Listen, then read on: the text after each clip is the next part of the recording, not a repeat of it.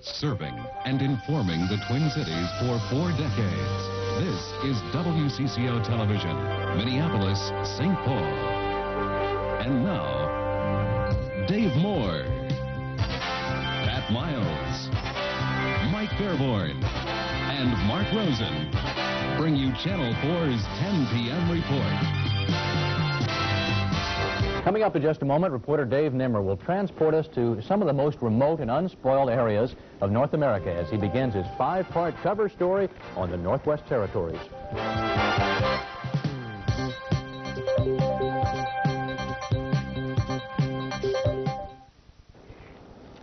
There is precious little of this North American continent that hasn't fallen victim to human progress. That is, there's not much that hasn't been walked over, dug up, or built on. The last holdout may be in Canada's Northwest Territories, an area called the Barren land Tundra, and stretching from Great Slave Lake to Hudson Bay. Dave Nimmer and photographer Dick Nordling spent 2 weeks there recently to see what it would be like to trade people and the old rat race for some peace and reflection. Part 1 of their 5-part cover story comes from the frontier town of Yellowknife. There's no mistaking that this is the frontier, a country that yielded only grudgingly to the white man's machines and development. Yellowknife, on the north edge of Great Slave Lake, is the territorial capital and largest city with 10,000 residents. As a city kid wandering these streets, I'm struck by the fact that those residents are a fourth of the population of a territory about half the size of the United States. And they live in a town that seems split between 2 centuries. Modern government office buildings loom above the bay at Old Town, where the first white settlers clawed for a handhold on the edge of this harsh and unforgiving land. The reports are that the old-timers still gather here once in a while for breakfast at the Wildcat Cafe. It's been here since 1937, and about the only thing that's changed inside or out is the price of a cup of coffee. These days, that'll cost you 60 cents. And there are plenty who can afford the price. Bureaucrats who receive extra hardship pay for working in Yellowknife. Just like the suburbs, I'm thinking. They work 9 to 5 in glass and concrete. But on the street corners, the native people, the Indians, gather. Nothing regular about their day, just hanging out.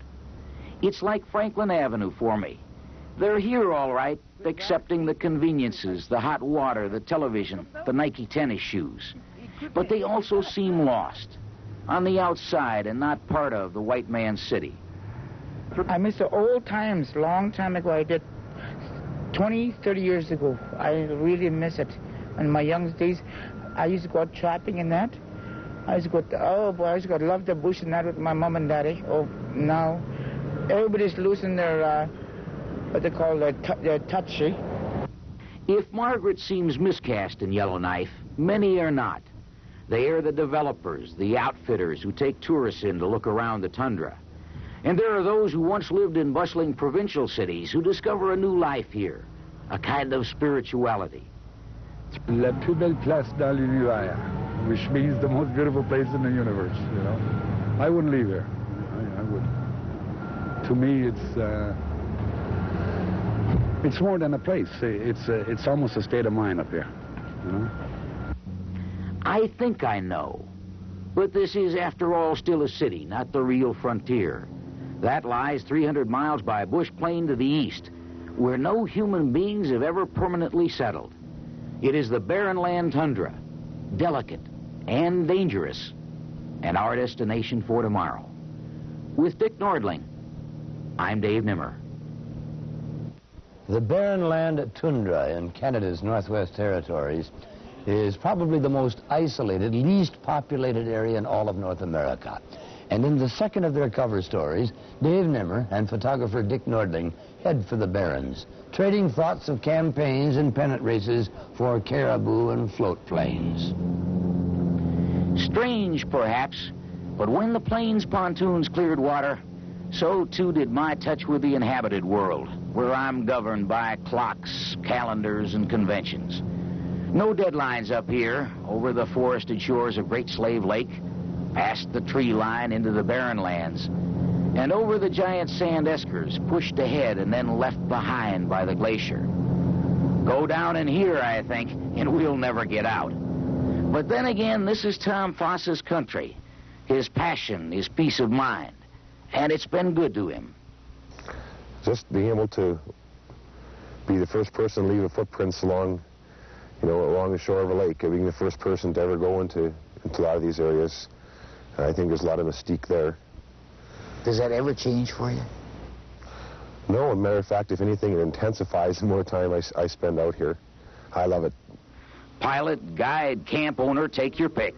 It makes no difference to him. But this does. Lynx Tundra. The little camp at the edge of the world is family.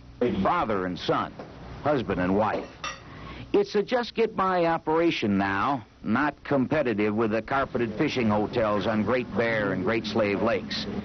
But it is clean, comfortable, and marvelously homemade, and precarious.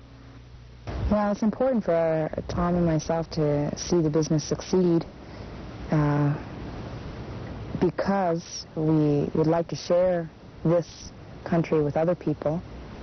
We'd like to offer the opportunity for people around the world to be able to come and experience the tundra. And because we want to stay here.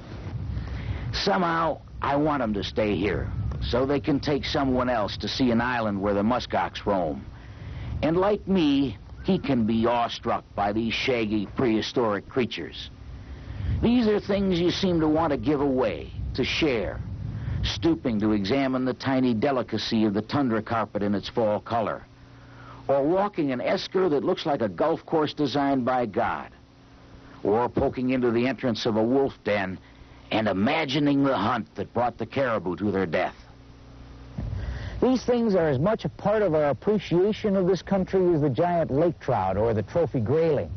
As a matter of fact, their beauty gives lie to the predispositions we have about a country so inappropriately named the Barren Lands. With Dick Nordling, I'm Dave Nimmer.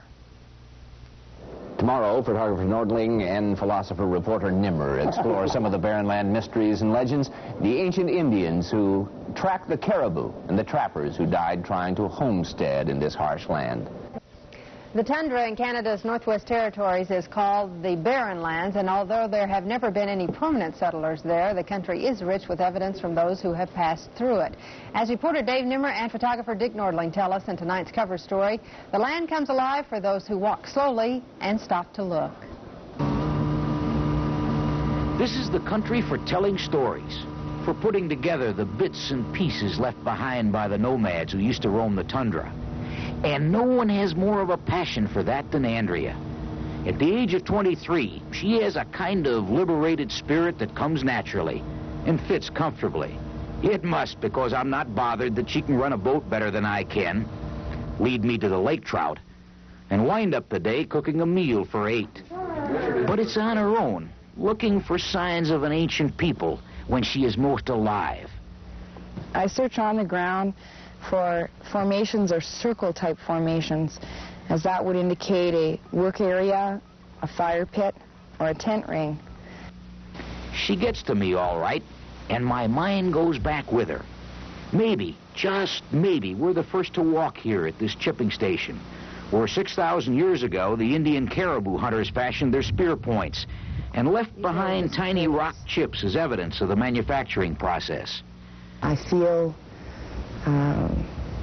the presence of the people that were here by locating their artifacts, the reality of looking for them right at the present time, and just being out in the country and experiencing the vastness of it reminds me of the future.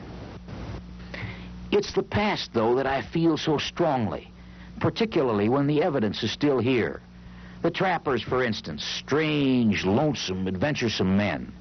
2 were found dead in the beds of their cabin, heads split open with an axe, murders never solved. 3 more died at nature's hands, but not before one left behind a diary account of their ordeal. When he figured the end was coming, he hid that diary, not hid it, but put it in the stove, and then he left a note on top of the stove, saying, "Look in the stove." Mysteries and legends abound here in the Barrens, and one of them was old John Hornby, who died here on the banks of the Thelon River along with 2 companions back in the winter of '27. Tomorrow we'll visit the Thelon to fish grayling and to explore the place where the Indians believed was either the Garden of Eden or where evil spirits lurked. With Dick Nordling, I'm Dave Nimmer.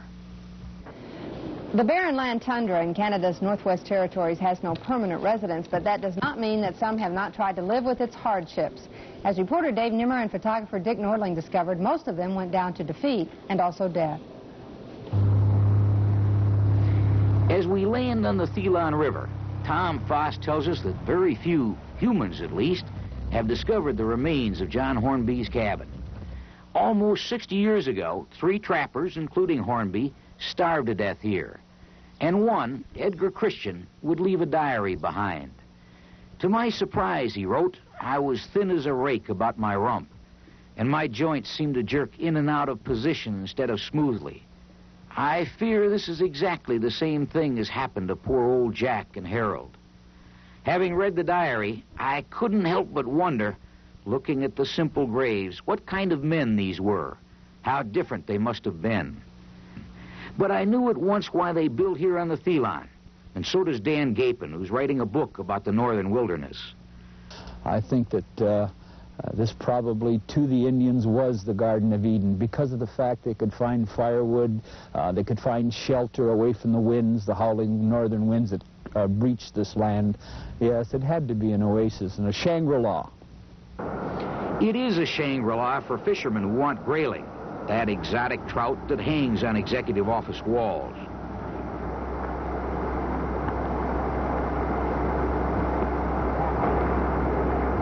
The grayling seems typical of the Barrens. It survives in these icy glacial waters, fights to exhaustion at the end of the line, and quickly dies when exposed too long to the touch of man. Come on. The same is true of the lake trout that live by the millions in the Thelon's headwaters, Lynx Lake. Donna, where's the fish? I don't know. There you go. Yeah. Yeehaw. Come on, kid. Color's a good color. It's that chartreuse. Yeah. It almost seems a crime to kill any of these fish since the smallest are at least 20 years old. And I wonder why I don't feel better.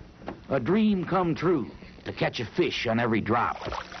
Maybe I'll learn once and for all that greed is a tempting vice that is certainly out of place here in the Barrens.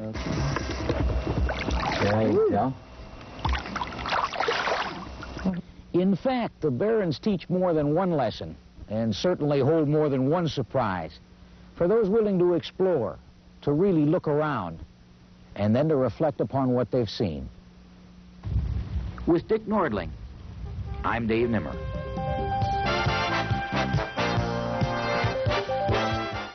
The magnificent caribou were just one of the sights witnessed by photographer Dick Nordling and reporter Dave Nimmer during their recent visit to that region. In tonight's concluding episode of Our Cover Story, Dave tells how the country changed them and also their concern that somehow civilization will reach the continent's last true wilderness. When you get back, people ask how it was, this trip to the Northwest Territories. Suppose you caught a lot of fish, they ask. Yes, we caught some fish. But ask me some more. Ask me what I learned. And I'll tell you that I found a spot where the country itself set the tempo for living, demanding that all who stay fall into its rhythms. One day, the Barrens present a face that's gentle and peaceful. And the next one is angry and harsh. One learns a certain kind of patience out here in the Barrens and a grudging acceptance. And the reason is simple enough. There are no alternatives. Easy to say, but let it blow and sleet for 3 days and my spirits fall. It's almost despairing. Dan Gapin's been here before, and he just smiles when I tell him about it. And you never think it's going to end. The storm isn't going to go away. It's going to go on forever. But believe me, when the storm stops, when the sun comes out, when the birds start to hop, and the caribou you see them moving, there's something about that. It's revitalization like you've never experienced in all your life. He's right, I discover. And suddenly I can't remember when the sun didn't shine. On days like this, I hope this land will never change. But I've been told that the big lake trout can disappear in only a few years if too many are caught. And there are stories about the slaughter of thousands of caribou a few years ago, and that caused them to change their centuries-old migration routes.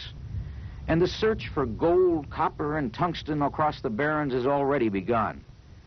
And anyone who harbors hopes that there are delicate ways of removing minerals need only to look at the mines in Yellowknife. Cynics would say, what's the difference? Few could tell you where the barren lands are, and fewer still will ever see them. Somehow that's not the point. And Dan Gapin knows it better than anyone.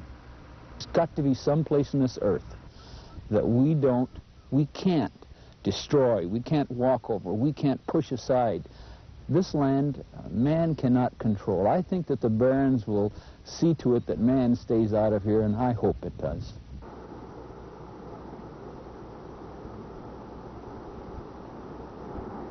So do I. With Dick Nordling, I'm Dave Nimmer.